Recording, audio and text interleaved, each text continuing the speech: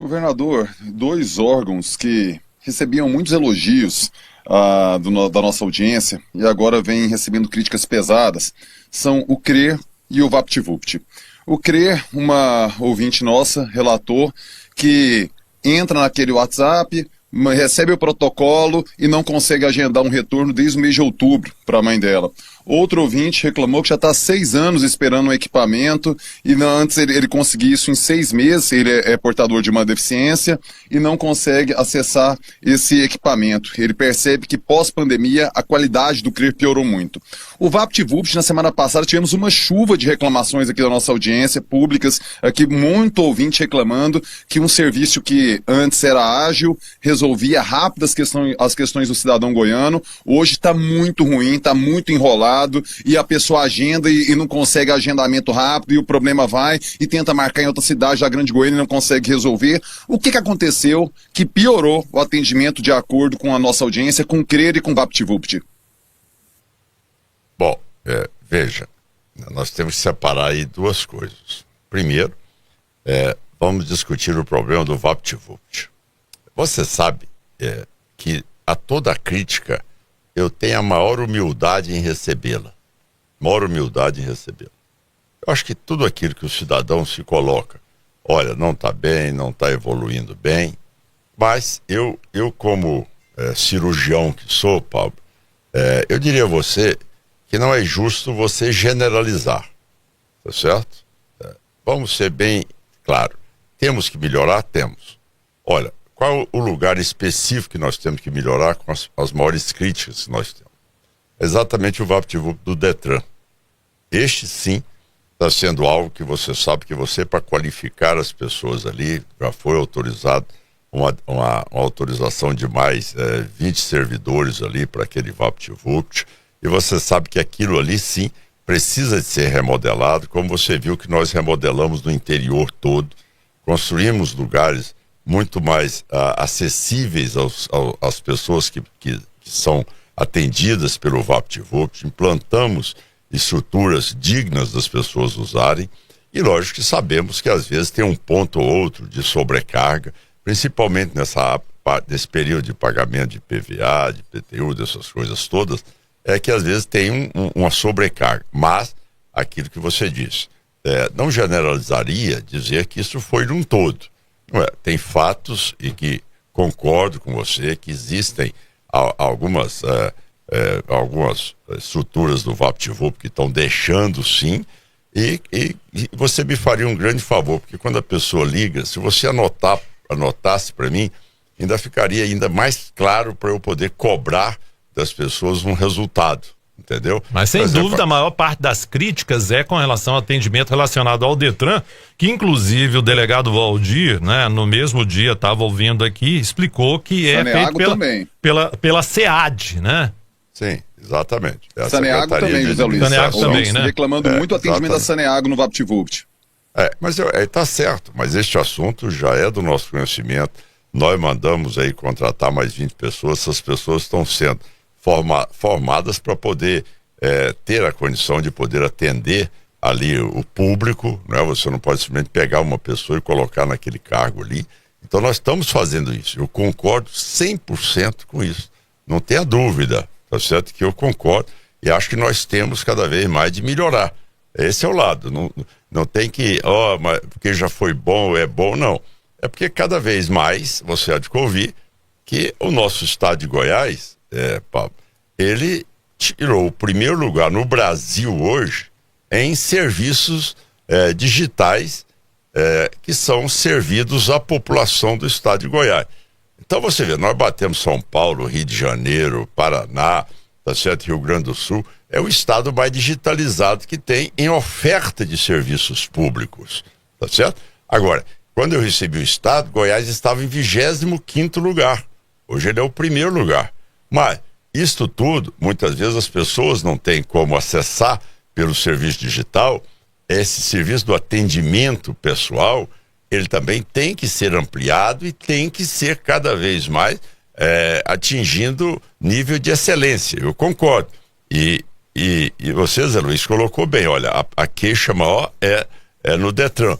essa queixa já foi identificada por nós já mandamos contratar mais 20 servidores e já estão fazendo curso para poderem assumir essa função lá no Detran.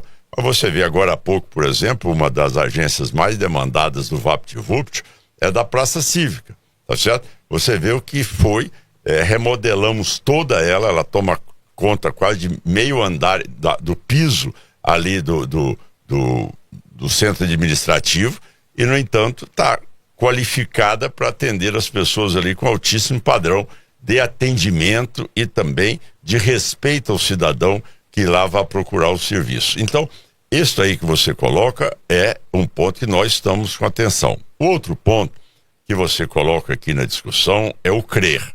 É importante que a gente possa identificar os problemas. Você sabe que o CRER é um hospital de recuperação de pessoas que têm ali lesões definitivas. É importante que as pessoas que estão nos ouvindo reconheçam isso. Ou seja, você tem ali pessoas que são sequelados, tá certo? De problemas graves, tá certo? De várias origens, tá certo? De doenças raras, de lesões cerebrais, de mutilação por acidentes e tudo mais. Ora, um hospital, assim como é também o Sara Kubitschek, aquela pessoa, ela tem um período de tratamento. Ela não tem como você mantê-la durante toda a vida, até porque tem uma demanda também de pessoas vitimadas ou sequeladas que precisam de ser atendidas. Então, tem um período de transição. Isso não é no CRER, é em qualquer hospital do mundo que faça reabilitação, certo? Então, nós estamos ampliando esse trabalho, nós estamos ampliando esse atendimento, tá certo? Para que ele possa também ir absorvendo mais casos. Agora, você há de convir que existe uma limitação, tá certo? Em termos de ocupação desses leitos ou também da continuidade da fisioterapia, que tem um período onde a partir dali também é dado também a oportunidade para outros poderem entrar para poder ser submetido a essa reeducação. É você orientar as pessoas como viver depois com essas limitações que ele foi vítima ou que ele às vezes nasceu sequelado por elas. Então, este é um processo que às vezes as pessoas quando me ligam, falam, eu sempre me preocupo em poder achar uma alternativa, buscar, tentar ampliar. Agora, você há de convir que se tem uma área que nós podemos, modéstia à parte aqui, não vou falar elogiar, porque nós temos que fazer muito ainda no estado de Goiás, mas para você ter uma ideia, Goiás era um estado que nunca teve um leito credenciado, nunca teve um leito de hospital estadual para tratar pacientes com câncer. Não sei se você sabia disso, mas até eu entrar no governo, Goiás nunca teve um leito público para tratar paciente com câncer. Então, você vê hoje, nós temos a unidade de Tumbiara, nós temos a unidade de Uruaçu e espero agora entregar o Cora, que é, sem dúvida nenhuma, a maior estrutura da América Latina, tá certo? Para tratamento de câncer infantil. Talvez não existe nada parecido com isso em termos de protocolo de atendimento de crianças com câncer infantil.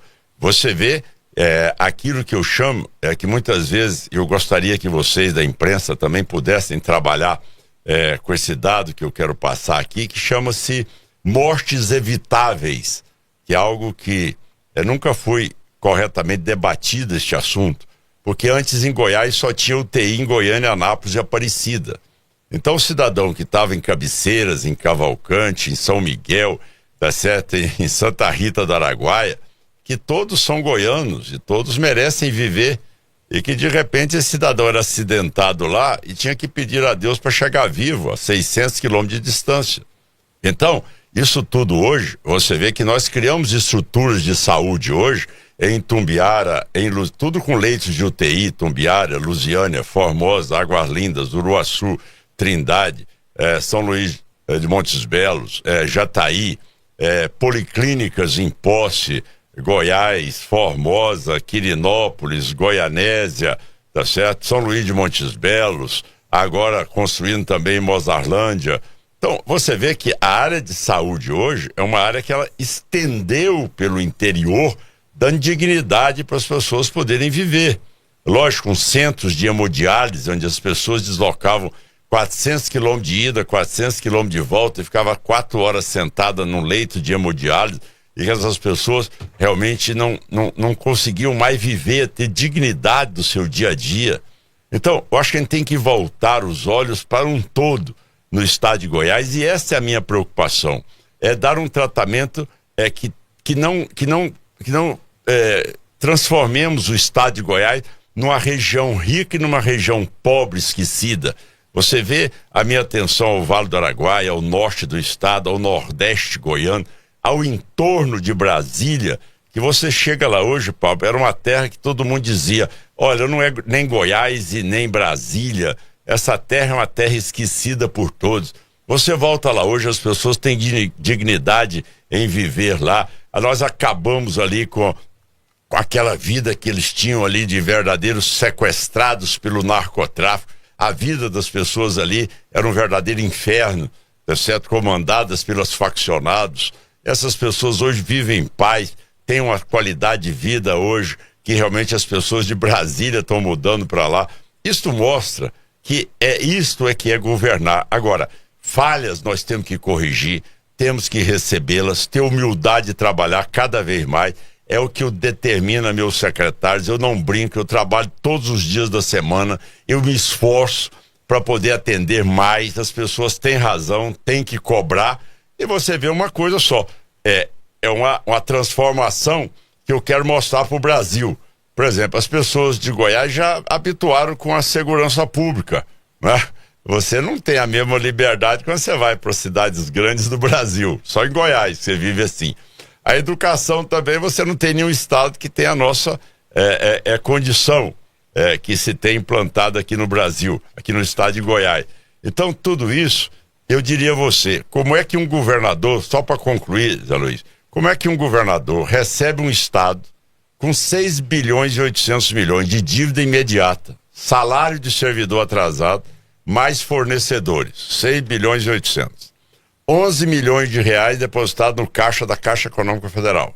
6 bilhões e 800 de dívida e 11 milhões no caixa. Aqui. 17 bilhões de dívida consolidada no governo federal e bloqueado no Tesouro Nacional para empréstimo. Como é que depois de 6 anos, Goiás é o mesmo estado e hoje Goiás tem todas as suas dívidas pagas em dia, o estado com maior liquidez fiscal do país e com 15 bilhões em caixa? O que mudou em Goiás? Mudou a gestão, mudou a seriedade, a transparência, mudou um governo que não é um governo de negociata, de propina, de respeito ao dinheiro público. E aí as pessoas sentem isso, as pessoas entendem isso. E a partir daí, queixas terão, mas nós teremos que ter essa continuidade de trabalhar 24 horas por dia. Olha, eu e Daniel Vilela saímos desde quinta-feira entregando colégios, entregando casas que eu chamo de condomínio social, porque a casa minha não é casa popular, é condomínio social, rodovias nossa com asfalto, padrão de excelência, de CBUQ de 10 centímetros de espessura, pontes de concreto, tá certo? Tudo isso passamos o final de semana todo, quinta, sexta e sábado entregando casas em todas as regiões do estado de Goiás. Então, isso é que diferencia um governo que tem respeito com aquilo que é o dinheiro público. Agora, Pablo, sabendo que temos que continuar fazendo, não tem aqui, jamais tive aqui a soberba de me achar dono da verdade, nem muito menos que resolvo tudo, mas eu tenho dado de mim toda a dedicação, todo o empenho da minha vida em governar durante 6 anos, assim, me esforçando de cedo à noite para melhorar a vida dos goianos.